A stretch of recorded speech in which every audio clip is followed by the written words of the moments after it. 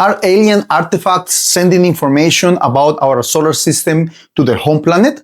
Or alien probes lurking in Earth's atmosphere? Could our instruments or current capabilities detect them if this is indeed happening? Hello, I'm Dr. Alejo. Welcome to the first episode of 2026. I have a good feeling that this year is going to be huge in terms of the advancements that could contribute to the discovery of life elsewhere in the universe. Fingers crossed. Join me today as we explore the fascinating possibility that alien instruments or probes may be present in our solar system and how an astronomer has found new data that may open the possibility of the existence of non-human satellites around Earth. In December 1962, NASA's Mariner 2 probe flew past Venus, becoming the first spacecraft to visit a planet beyond Earth. Mariner 2 performed a 42-minute scan of the planet and collected significant data about its atmosphere and the surface. Then, in November 1965, the then Soviet Union Venera 3 became the first human-made object to land on another planet. Unfortunately, Venera 3 lost contact even before it could transmit from the surface. Venera 7, though, had better luck. On the 15th of December 1970, this probe not only successfully landed on Venus, but also was capable of transmitting information to Earth for 20 minutes from the surface of the planet. The extreme high temperature of the surface, around 475 degrees Celsius, and the intense atmospheric pressure, about 9 megapascals, caused the probe to fail quickly. Since that first milestone, hundreds of missions involving flybys, orbiters, landers, rovers, and sample return missions have been launched. The objects we have visited include other planets, the moons orbiting those planets, asteroids, comets, and of course, our own moon. Every second of every day, our spacecraft, probes, and rovers send large amounts of data back to Earth, which scientists analyze to better understand the bodies in our solar system. If an extraterrestrial civilization had ever sent probes into our solar system, searching for physical artifacts may be far more effective than the traditional SETI approach, which is listening for radio signals. Artificial objects can persist for millions of years, while radio transmissions fade quickly. Interestingly, humanity is now beginning to consider the exploration of other solar systems. As it turns out, there are already plans to send probes to the closest solar system to Earth, the Proxima Centauri system. The Breakthrough Starshot initiative intends to demonstrate a proof of concept in which ultra-fast, light-driven nanocrafts could be launched to the closest stellar neighbor, Alpha Centauri, potentially within our lifetimes. The concept relies on light-powered space travel technology, which would allow nanocrafts to cruise at a significant fraction of the speed of light, reaching Alpha Centauri as soon as over 20 years from launch. The design involves a ground-based light beamer pushing the nanocrafts. Once in Alpha Centauri, the craft would attempt to send home images of the exoplanet Proxima b, the closest exoplanet to Earth discovered in 2016. This potentially rocky planet orbits its home star in the star's habitable zone, which leaves open the possibility of the existence of liquid water on its surface, which is essential to the emergence of life as we know it. Are other civilizations out there sending their own versions of the Starshot initiative to our solar system? Perhaps our planet is being studied right now without us being aware of it. This potential scenario is referred to as the zoo hypothesis. Star Trek fans may recognize a similar idea in the form of the Prime Directive. In the Star Trek universe, advanced civilizations are forbidden from revealing themselves or interfering in the affairs of less developed civilizations. Beverly, the Prime Directive is not just a set of rules. It is a philosophy, and a very correct one. History has proved again and again that whenever mankind interferes with a less developed civilization, No matter how well-intentioned that interference may be, the results are invariably disastrous. So, in this scenario, advanced civilizations might be observing our solar system and most specifically our planet Earth. The term zoo hypothesis is not one I'm particularly fond of. To me, that name doesn't really capture the nature of the hypothesis. The idea is that we humans are potentially being observed in a similar way as we observe animals in a zoo. But where this analogy falls apart is that animals in a zoo are well aware of the existence of their observers. A more correct name to me would be the wild reserve hypothesis. There are certain wildlife reserves here on Earth where animals are left alone and outside contact is completely forbidden. However, animals in a wildlife reserve are not aware they are being studied, yet humans observe, track, and model their behavior continuously. Are pieces of alien technology currently on the surface of our moon, Mars, or even here on Earth? Are alien satellites monitoring our atmosphere? If a solar system artifact is found, this will leave no doubts about the existence of an extraterrestrial civilization, a complete and ambiguous evidence of some technology that modifies its environment in ways that we can detect. Precisely what we define as a technosignature. Well, there are scientists currently searching for those alien artifacts. This could include ancient probes, old monitoring stations, or inactive rovers that may be on the surface of the moon or Mars or even light buried beneath them.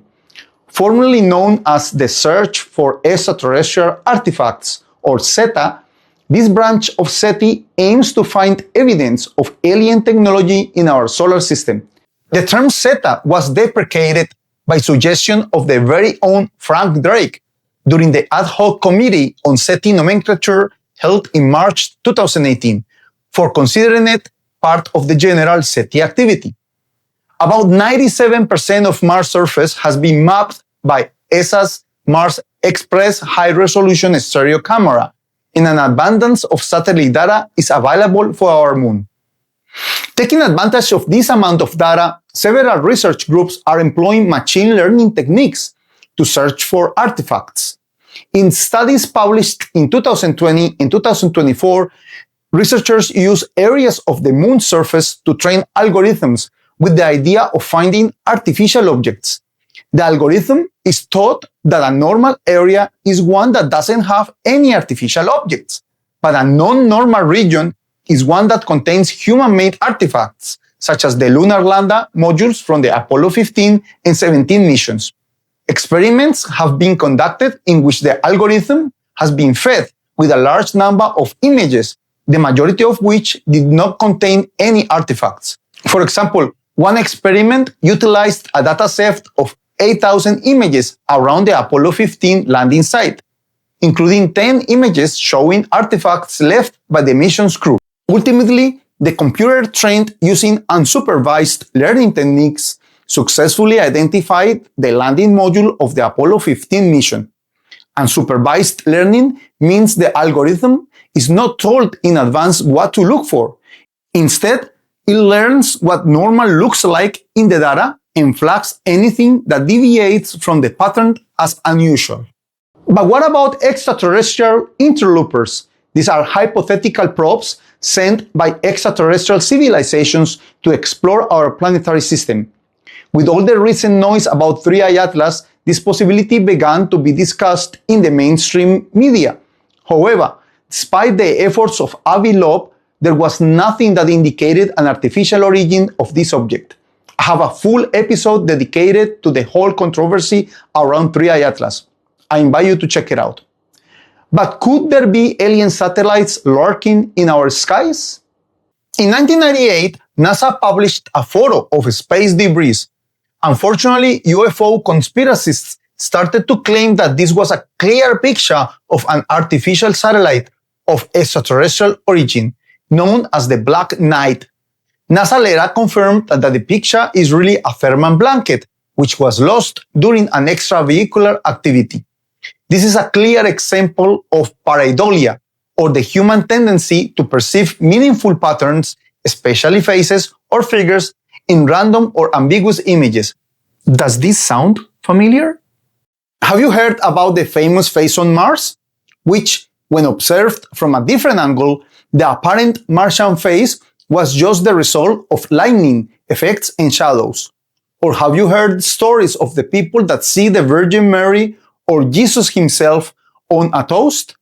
The Black Knight has been found to be just a bunch of unrelated events without any real substance. But there is a Swedish astronomer and current assistant professor of astrophysics at the Nordic Institute for Theoretical Physics in Stockholm who believes has found potential evidence of UFOs. The first artificial satellite was launched by the ex-Soviet Union on October 4, 1957. The Sputnik 1 marks the beginning of the space age and the event that kicks off the space race with the United States. However, the Swedish astronomer Beatriz Villarroel and collaborators have published 2 papers on which they explore the possibility of artificial satellites orbiting the Earth in the 1950s. But before any human satellite was in orbit. Before the invention of modern cameras, astronomers used photographic plates to capture images. This allowed them to observe many stars in a small field of view. Digitized photographic plates are still used by astronomers to study long-term variability of astronomical sources over long periods of time, decades or even a century.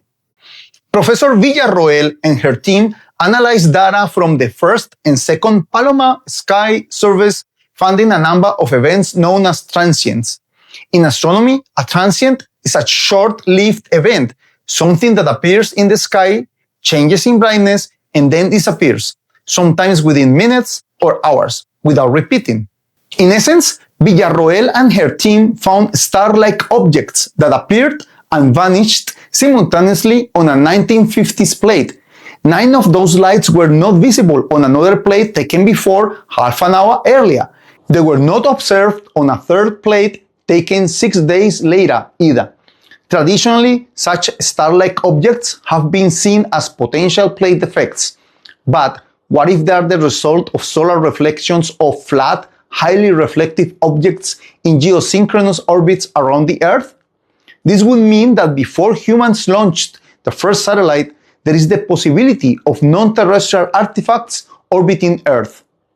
Another paper published in 2024, which Villarroel is also one of the authors, discusses a transient event involving 3 optical bright point sources that appeared and vanished within 15 minutes. This triple transient event occurred on July 19, 1952, which coincides with the famous Washington, D.C. UFO flap, which was reported over 2 consecutive weekends, July 18 to 19 and July 26 to 27. The Washington, D.C. UFO flap event is potentially the most famous UFO sighting ever. The peak of the sightings occurred on Saturday 19, July 1952, when an air traffic controller at Washington National Airport spotted 7 objects on his radar. There were no known aircraft in the area, and the objects were reported as not following any established flight paths. Interestingly, the papers report a statistically significant correlation between some of the observed transients and historical nuclear activity. Were these transient events aliens or some strange unknown atmospheric phenomena caused by nuclear activity? Given the vastness of our solar system and how little we have explored, alien artifacts might well exist without our knowledge. Regardless of how low the probability of finding an extraterrestrial object is, the finding of such an object would have enormous implications in our understanding of life beyond Earth. Searching for such objects is within our current observing capabilities, and the amount of data we are collecting of other celestial objects in our solar system only continues to increase. Data sets are already available, and it doesn't cost, monetarily speaking, too much to search for those artifacts. Even more, artificial intelligence advancements are making it easier to categorize and classify images according to what we want to find. Once again, finding such an artifact will represent the finding of an unambiguous technosignature, and we ratify 100% the existence of an advanced extraterrestrial civilization. Can you imagine? The information that one of those artifacts would contain may potentially teach us a lot about that given civilization or their place of origin. This, of course, if the information that can be extracted can be decoded and understood in any way. Regardless, the analysis of the material used to fabricate such an artifact or the analysis of the equivalent to our electronic components could be seen as an information-rich signature that definitely is worth pursuing. So, are we currently being observed while remaining completely oblivious to it? After all, the zoo hypothesis is one of the possible solutions to the Fermi paradox. Are we in some sort of cosmic wildlife region? However, probes and other instruments would need to send the collected data about us back to their home planet, transmission that we may potentially be able to intercept. Therefore, this hypothesis doesn't really explain the great silence we observe, unless they are using something completely unknown to us. To Pring, subspace transmission for you from the Enterprise. Check out my Fermi paradox video for a deeper review on this topic. In there, we explore the origins of the paradox, whether it even makes sense to call it a paradox, and some of the most plausible solutions. If you enjoyed this video, don't forget to like, subscribe, and press the bell icon so you don't miss future uploads. That's it for now, and remember, the truth is out there.